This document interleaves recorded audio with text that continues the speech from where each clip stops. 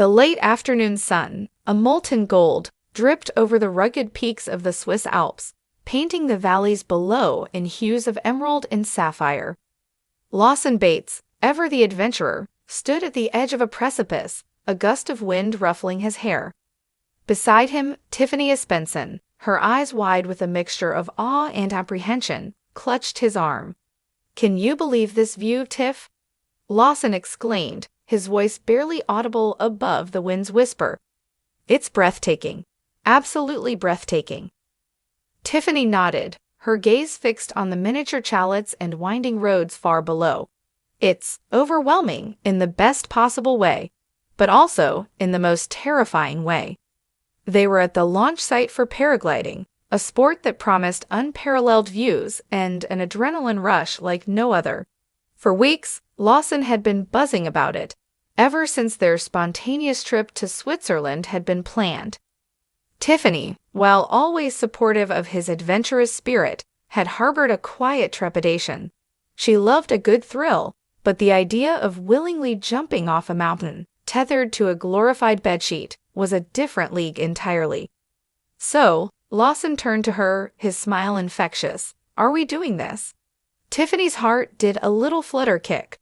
She looked at the colorful paragliders already soaring gracefully like giant butterflies against the azure sky. They looked so free, so effortless. Then she looked back at the ground, impossibly far away. "Lawson," she began, her voice a little shaky, "it's a huge risk. What if something goes wrong? What if the wind shifts? What if I just freeze up there?" Lawson gently squeezed her hand. "Hey, it's okay to be scared. Everyone is. But we've researched this, right?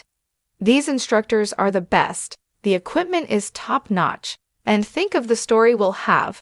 The feeling of flying, Tiff. Imagine that." He was right. The thought of the story, the sheer audacity of it, was tempting.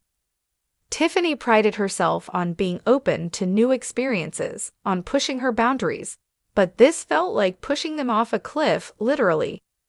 A tandem paraglider landed gracefully a few yards away, the pilot and passenger laughing, their faces flushed with exhilaration. The passenger, a woman who looked to be in her 60s, gave them a thumbs up. "Best decision of my life," she called out. Tiffany watched her, a flicker of envy mixing with her fear. "She looks so happy," she murmured. "She does," Lawson agreed, his eyes twinkling. "And that could be us. Think of the perspective, Tiff. Seeing the world from a bird's eye view. It's not just about the thrill, it's about seeing things differently." They walked over to the instructors, a couple of tanned, jovial men who exuded confidence. They explained the process, the safety measures, the simple steps they'd need to take. Lawson listened intently, asking questions, his enthusiasm palpable. Tiffany tried to focus, but her mind kept drifting to worst-case scenarios. "You'll be strapped in front of me," one instructor, a man named Claus with a kind smile, explained to Tiffany.